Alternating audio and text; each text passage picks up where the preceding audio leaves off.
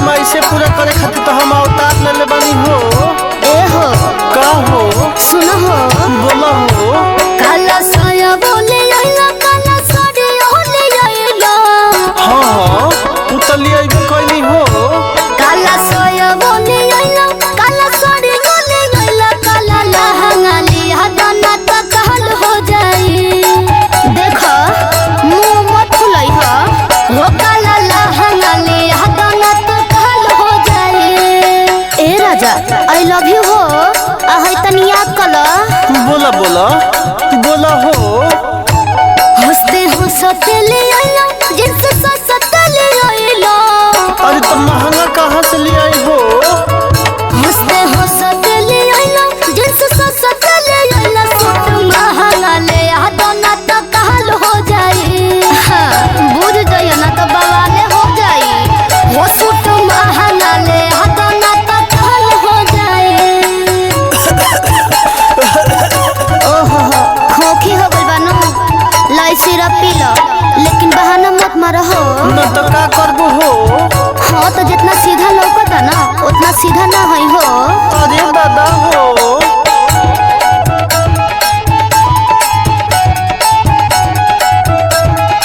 सुना ए हो सुनर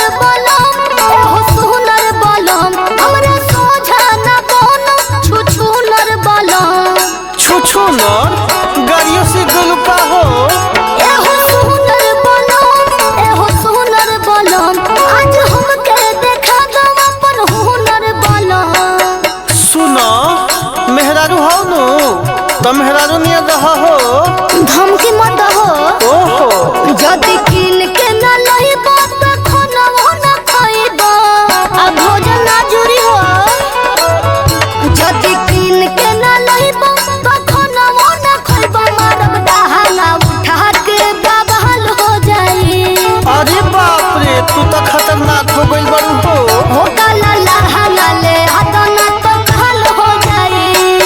सुना तू अपन देखो आ हम अपन देखेम हो। तू अपना माई के घर जा हो। हम अपना माई के घर ना जाबो तारा करे जग पर रहबो।